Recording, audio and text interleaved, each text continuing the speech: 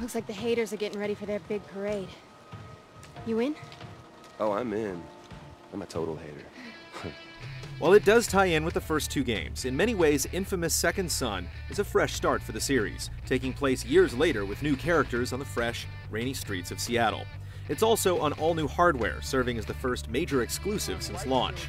But is it the hero that PS4 owners truly deserve?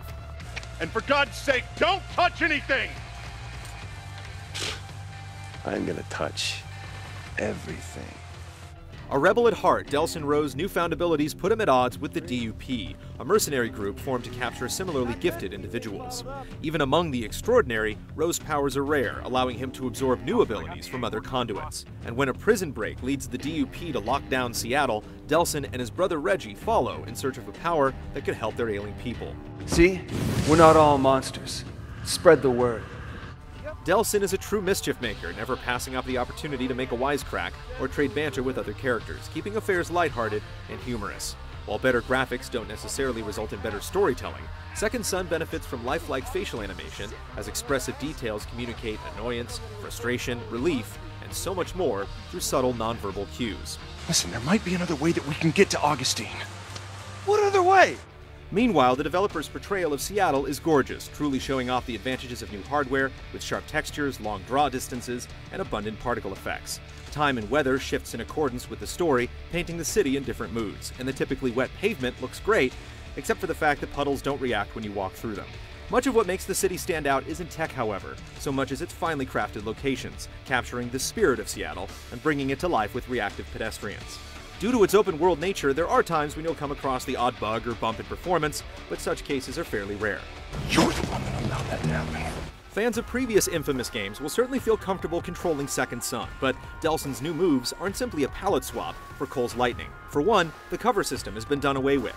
Mobility is now your primary defense. Since you're no longer cowering behind barricades, you feel more like a superhero, and you can quickly dash to reposition, run up walls to deal with snipers, or hightail it to a power source to recharge your health. Likewise, traversing the environment is simpler and faster, as powers quickly launch you to the rooftops, mostly eliminating the need for tedious climbing. Wow. Seem to be getting the hang of your, new symptoms. Smoke and Neon are the only powers we can show, but there are more unconventional abilities to be had. Each set of powers feels distinct, both in terms of combat and how you move through the world. Smoke bombs stun groups of enemies by making them cough, while Neon allows you to target non-lethal ankle shots to take out guards more quickly. Rather than swapping abilities on the fly, you'll need to identify power sources in the environment. You draw from smokestacks, flaming cars, or neon signs to change powers, or simply refill your ammo reserves. And the need to keep them in mind certainly plays a role in how you approach a situation.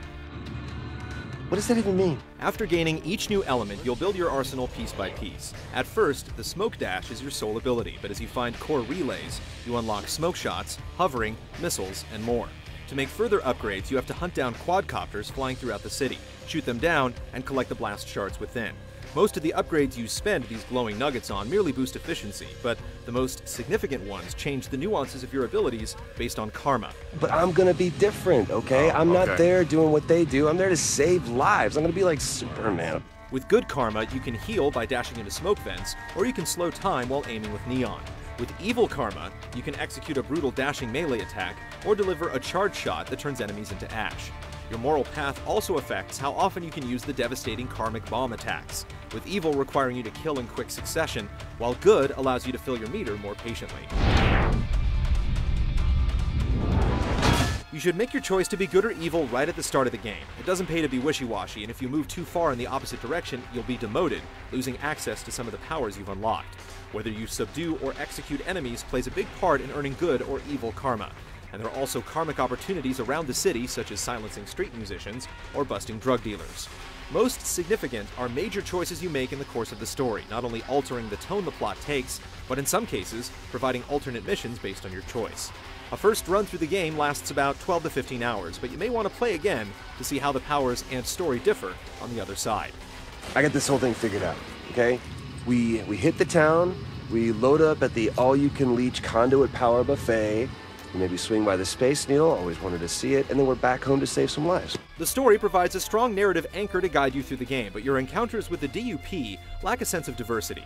As the game progresses, you'll certainly encounter heavier troops and even shoot down full-sized helicopters, but all wield variations of the same concrete powers. See, that's pre-programmed bull...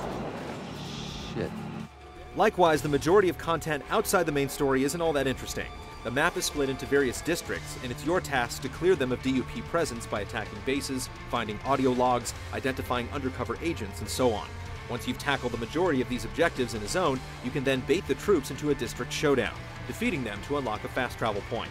With relatively simple tasks and a dozen districts to clear, the process ends up feeling repetitive over time. Okay, fine.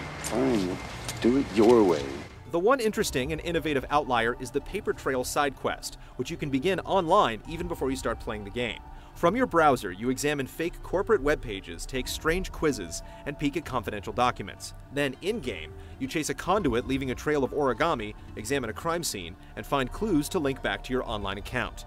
The full scope of the Paper Trail is due to be released episodically, so we've only seen the tip of it so far, but color us intrigued. You have to promise me you won't say anything to anyone. inFAMOUS Second Son is visually stunning with rocking dynamic music to boot, but with its repetitive side tasks, the finely crafted Seattle streets feel a bit lacking in things to do.